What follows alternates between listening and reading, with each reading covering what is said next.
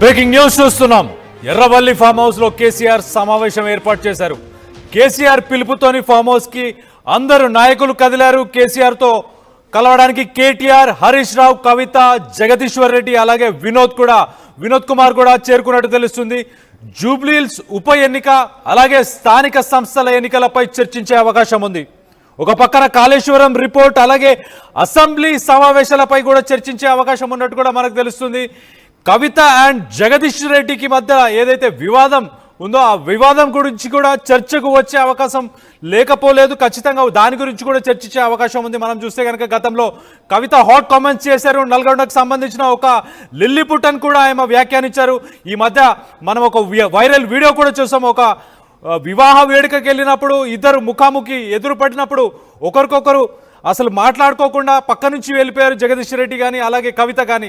So దీనికి సంబంధించి మరిన్ని వివరాలు మా ప్రతినిధి మధు ఉన్నారు. మధుతోని ఒక్కసారి మాట్లాడి తెలుసుకునే ప్రయత్నం చేద్దాం. మధు, చెప్పండి, అసలు ఈ చర్చల్లో కేటీఆర్ కవితకి మధ్య ఏదైతే వివాదం జరుగుతుందో అది సద్దుమణిగే అవకాశం ఏమైనా ఉందా? కొంతకాలంగా ఆల్రెడీ ఫ్యామిలీ డిస్టర్బెన్స్ అవుతా ఉంది. ఇంకా డిస్ప్యూట్స్ అనేటువంటిది పెద్దగా అవుతూ పోతా ఉన్నటువంటి సిచ్యువేషన్. ఒక రకంగా పార్టీ కార్యక్రమాలకు పార్టీకి కవిత దూరమైనటువంటి పరిస్థితి కొనసాగుతుంది. కేవలం ఆమె కార్యక్రమాలని జాగృతి సంస్థ అధ్యక్షురాలుగానే చేస్తా ఉన్నారు.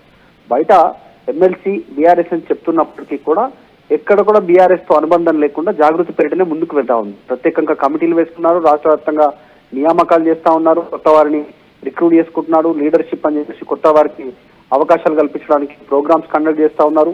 ఇదంతా జరుగుతూ ఉంటే విమర్శలు, పెద్ద ఎత్తున విమర్శలు ఆఫ్లైన్ లో కవిత పైన, ఆన్ రికార్డ్ లో కూడా కవిత పైన, కేసీఆర్ కూతురు పైన విమర్శలు చేస్తున్నారని ఆమె దృష్టికి రావడంతో ఆమె అటాక్ మోడ్ పెంచే ప్రయత్నం చేశారు. అందులో భాగంగానే ఆమె లేఖ బయటికి రావడము, తర్వాత ఆమెను కార్నర్ చేస్తున్నారనేటువంటి అంశం తెరపైకి రావడంతో అటాక్ చేశారు. కేసీఆర్ పక్కన దయ్యాలున్నాయి, కోవర్టులున్నారు, పార్టీని రీషఫుల్ చేయాల్సినటువంటి అవసరం ఉంది, ఈ స్టేట్మెంట్ చేశారు. తర్వాత కొంత సద్దుమణిగినట్టే కనిపించిన జగదీశ్వర్ రెడ్డి ఒక స్టేట్మెంట్ చేశారు. కవితను పట్టించుకోవాల్సిన అవసరం లేదు, ఆమె కేసీఆర్ కూతురు కాకపోతే ఎవరు, ఆమె గురించి మాట్లాడడం టైం వేస్ట్ అనేటువంటి మాట జగదీశ్వర్ రెడ్డి మాట్లాడడంతో కవిత మరింత ఘాటు వ్యాఖ్యలు చేశారు. ఆయనను జగదీశ్వర్ రెడ్డిని నల్గొండ జిల్లాలో ఒక లిల్లీపుట్ నాయకుడు అంటూ ఆయనను స్టేట్మెంట్ చేశారు. పార్టీని సర్వనాశనం చేశారు ఉమ్మడి నల్గొండ జిల్లాలో జగదీశ్వర్ రెడ్డి అంటూ కవిత స్టేట్మెంట్ చేశారు. సో ఇవన్నీ వరిసి పెద్ద ఎత్తున చర్చకు తావిచ్చింది ఈ అంశానికి సంబంధించి. కాబట్టి అసలు ఏం జరుగుతుందో, ఇంకా ఎంత పోతుందో అనేటువంటి చర్చ కొనసాగింది. ఈ నేపథ్యంలో కవిత రేపు అమెరికా వెళ్తా ఉన్నారు 15 రోజుల టూర్ కోసం, కొడుకు గ్రాడ్యుయేషన్ డే కోసం, గ్రాడ్యుయేషన్ కాలేజీలో చేర్పించడానికి. అంతకంటే ముందు తాత ఆశీర్వాదం కోసం మనవలని ఎర్రవల్లి ఫామ్ హౌస్ కు తీసుకెళ్తా ఉన్నారు. వెళ్తున్న సందర్భంలో కేటీఆర్ కి పిలుపు వచ్చింది, హరీష్ రావుకు పిలుపు వచ్చింది, జగదీశ్వర్ రెడ్డికి పిలుపు వచ్చింది, వినోద్ రావుకు పిలుపు వచ్చింది, ఇంకా కొద్దిమంది కుటుంబ సభ్యులకు పిలుపు వచ్చింది. అందరూ అందుబాటులో ఉన్నారన్నట్టు. సో ఈ వివాదాలకు స్టాప్ పెట్టడానికి ప్రయత్నం చేస్తున్నట్టుగా చాలా స్పష్టంగా కనిపిస్తా ఉంది. మరి కవితకు, కుటుంబ సభ్యులకు వీళ్ళందరికీ ఏం దిశానిర్దేశం ఉన్నారు కేసీఆర్ అనే ఒక చర్చ. మొన్న నిజంగానే ఒక పెళ్లి ఫంక్షన్లలో పోయినప్పుడు కవిత అక్కడ మాట్లాడుతుండగా వస్తున్నటువంటి జగదీష్ కవితను చూసి పక్కన నుంచి తప్పుకొని అంటూ సోషల్ మీడియాలో అయితే ఇంకా వేరేలాగా పారిపోయారు కవితను చూసి జగదీశ్వర్ రెడ్డి అనేటువంటి స్టేట్మెంట్ సోషల్ మీడియాలో ప్రచారం చేస్తా ఉన్నారు.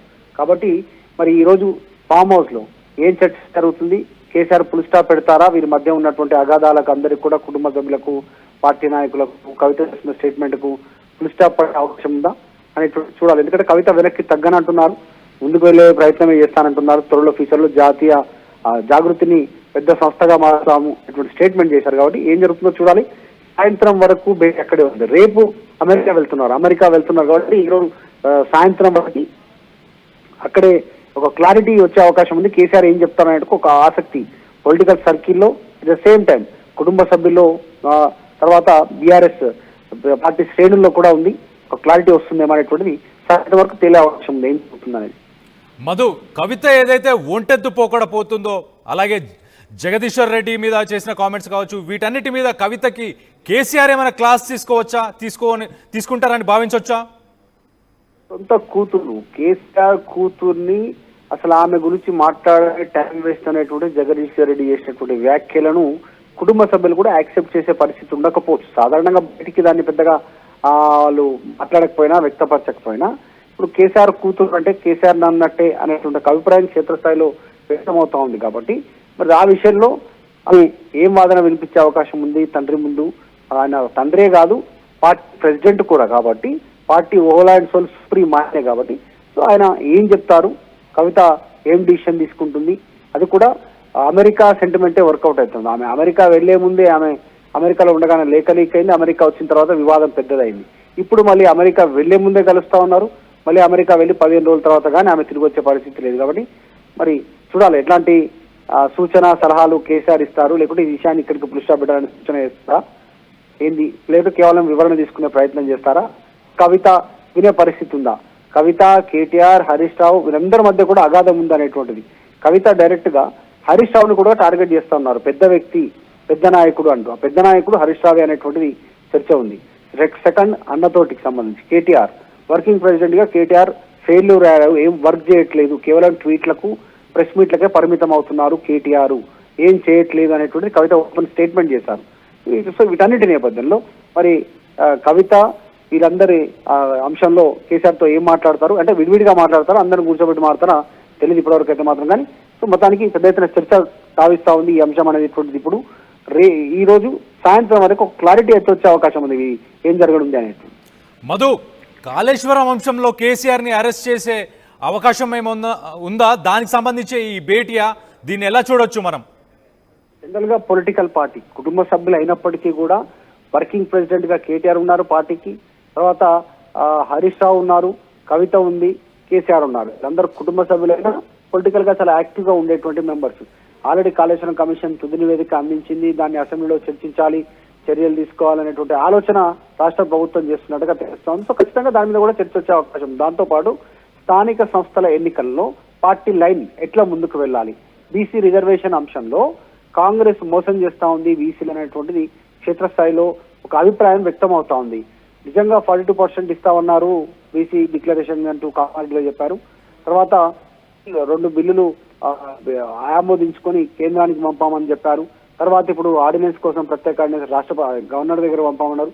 ఈ ఉండగానే మళ్ళీ అయిపోయింది, యుద్ధం ముగిసింది బీసీ 42% యుద్ధం పైన, నెక్స్ట్ రాహుల్ గాంధీ ప్రధాని అయితేనే బీసీలకు రిజర్వేషన్ ఇస్తాం అనేటువంటి స్టేట్మెంట్ బీసీలను మోసం చేయడం అనేటువంటిది బీసీ సమాజం భావిస్తా ఉంది.